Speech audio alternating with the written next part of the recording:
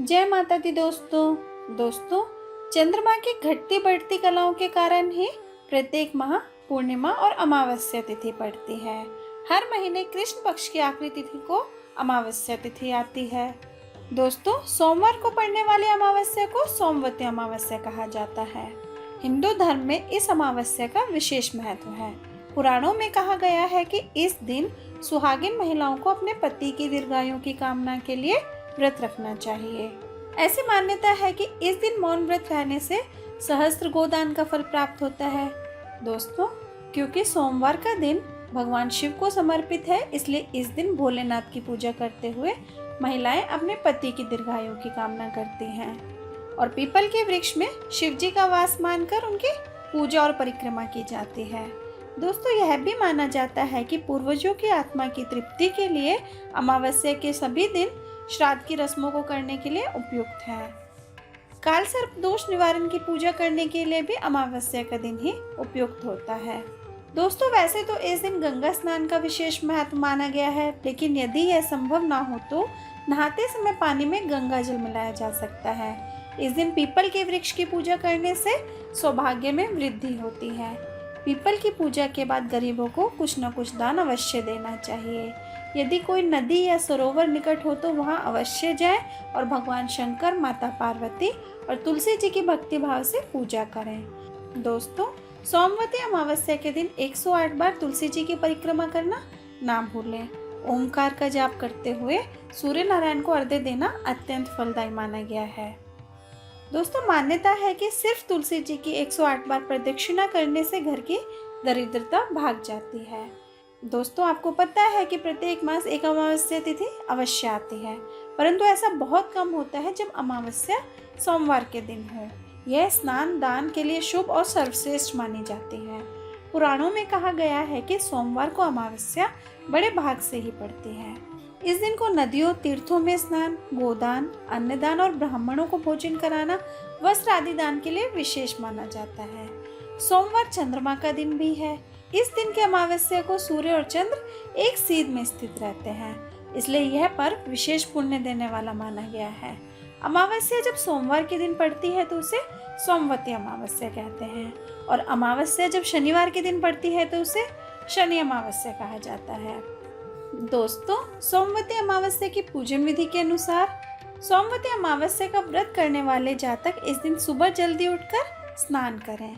यदि किसी नदी में स्नान करना संभव ना हो तो घर पर ही नहाने के पानी में कुछ बूंदे गंगा जल के डालकर उससे स्नान करें। इसके बाद नए वस्त्र पहनकर प्रभु की आराधना करें। इसके बाद तांबे के लोटे में पवित्र जल लेकर भगवान सूर्यदेव को अर्घ्य दें। इसके बाद पितरों के निमित्त तर्पण करें। दोस्तों, इस दिन उपवास करें और किसी जरूरतमंद को दान दक्षिणा दें। दोस्तों, इस दिन पीपल के पेड़ की पूजा का भी विधान बताया गया है। तो इस दिन पीपल के पेड़ में दूध, जल, पुष्प, अक्षर और चंदन से उसकी पूजा करें। पीपल में धागा लपेटकर उसकी 108 बार परिक्रमा करें और संतान एवं पति की लंबी आयु के लिए प्रार्थना करें। दोस्तों, वैसे तो सोमवती अमावस्या से संबंधित अनेक कथाएं प्रचलित हैं, लेकिन जो सबसे प्रमुख है उसके बारे में हम आपको बताते हैं। दोस्तों, सोमवती अमावस्या के व्रत की कथा के अनुसार एक गरीब ब्राह्मण परिवार था। उस परिवार में पति पत्नी के अलावा एक पुत्री भी थी। वह पुत्री धीरे धीरे बड़ी होने लगी। उस पुत्री में समय और बढ़ती उम्र के साथ सभी स्त्रियोचित गुणों का विकास होने लगा। वह लड़की सुंदर, संस्कारवान और गुणवान थी, किंतु गरीब होने के कारण उसका विवाह नहीं हो रहा था। एक दिन उस ब्राह्मण के घर एक साधु महाराज पधारे। वो उस कन्या के सेवा भाव से काफी प्रसन्न हुए। कन्या को लंबी आयु का आशीर्वाद देते हुए साधु ने कहा कि इस कन्या के हथेली में विवाह योग्य रेखा नहीं है। तब ब्राह्मण दंपत्ति ने साधु से उसका उपाय पूछा कि कन्या ऐसा क्या करे कि उसके हाथ में विवाह योग बन जाए। साधु ने कुछ देर विचार करने के बाद अपनी अंतर्दृष्टि से ध्यान करके बताया कि कुछ दूरी पर एक गाँव में सोना नाम की धोबिन जाति की महिला अपने बेटे और बहू के साथ रहती है, जो बहुत ही आचार विचार और संस्कार संपन्न तथा पतिपरायण है। यदि यह कन्या उसकी सेवा करे और वह महिला इसकी शादी में अपने मांग का सिंदूर लगा दे, उसके बाद इस कन्या का विवाह हो जाएगा और इस कन्या का वैधव्य योग मिट सकता है। साधु ने यह भी बताया कि वह महिला कहीं आती जाती नहीं है। यह बात सुनकर ब्राह्मणी ने अपनी बेटी से धोबिन की सेवा करने की बात कही। अगले दिन कन्या प्रातःकाल ही उठकर सोना धोबिन के घर जाकर साफ सफाई और अन्य सारे काम करके अपने घर वापस आ गई। एक दिन सोना धोबिन अपनी बहू से पूछती है कि तुम तो सुबह ही उठकर सारे काम कर देती हो और मुझे पता भी नहीं चलता, तुम ऐसा कब करती हो? बहू ने कहा, माँ जी, मैंने तो सोचा कि आप भी सुबह उठकर सारे काम कर देती हैं, मैं तो देर से उठती हूँ। इस पर दोनों सास बहू निगरानी करने लगे कि कौन है जो सुबह ही घर का सारा काम करके चला जाता है। कई दिनों के बाद धोबिन ने देखा कि एक कन्या तड़के सुबह घर में आती है और सारे काम करने के बाद चली जाती है। जब वे जाने लगी तो सोना धोबिन उसके पैरों में गिर पड़ी। पूछने लगी कि आप कौन हैं और इस तरह छुपकर मेरे घर की चाकरी क्यों करती हैं? तब कन्या ने साधु द्वारा बताई गई सारी बात उन्हें बताई। सोना धोबिन एक पतिव्रता स्त्री थी, उसमें तेज था, वह तैयार हो गई। सोना धोबिन के पति थोड़ा अस्वस्थ थे। उसने अपने बहू से अपने लौट आने तक घर पर ही रहने को कहा। सोना धोबिन ने जैसे ही अपने मांग का सिंदूर उस कन्या की मांग में लगाया, उसका पति मर गया। उसे इस बात का पता चल गया। वह घर से निराजल ही चली थी, यह सोचकर कि रास्ते में कहीं पीपल का पेड़ मिलेगा तो उसे भवरी देकर उसकी परिक्रमा करके ही जल ग्रहण करेगी। उस दिन सोमवती अमावस्या थी। ब्राह्मण के घर मिले पुए पकवान की जगह उसने ईंट के टुकड़ों से 108 बार भवरी देकर 108 बार पीपल के पेड़ की परिक्रमा की। उसके बाद जल ग्रहण किया। ऐसा करते ही उसके पति के मुर्दा शरीर में वापस से जान आ गई।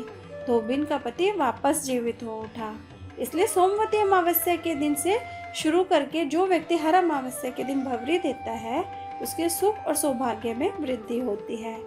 दोस्तों, पीपल के पेड़ में सभी देवों का वास माना जाता है, अतः जो व्यक्ति हर अमावस्या को ना कर सके वह सोमवार को पड़ने वाली अमावस्या के दिन 108 वस्तुओं की भवरी देकर सोना धोबिन और गौरी गणेश जी का पूजन करता है, उसे अखंड सौभाग्य की प्राप्ति होती है।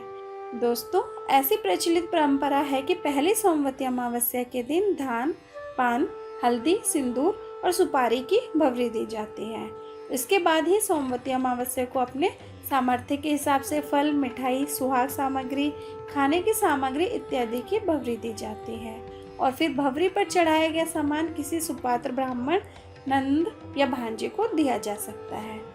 दोस्तों, कहा जाता है कि पीपल के वृक्ष के मूल भाग में भगवान विष्णु, अग्रभाग में ब्रह्मा और तने में भगवान शिव का वास होता है। इसलिए सोमवती अमावस्या के दिन पीपल के वृक्ष के नीचे बैठकर भगवान शनि के मंत्रों का जाप करें। धार्मिक दृष्टिकोण से इस दिन पितरों का पिंडदान और अन्य दान पुण्य संबंध कार्यों का विशेष महत्व है। दोस्तों, इसके अलावा सोमवती अमावस्या के दिन स्नान, दान और मौन रहने से कई गुना पुण्य मिलता है। दोस्तों, अगर आपको मेरी वीडियो पसंद आई हो तो प्लीज़ वीडियो को लाइक कीजिए, शेयर कीजिए और चैनल को सब्सक्राइब करना ना भूलें। Thank you.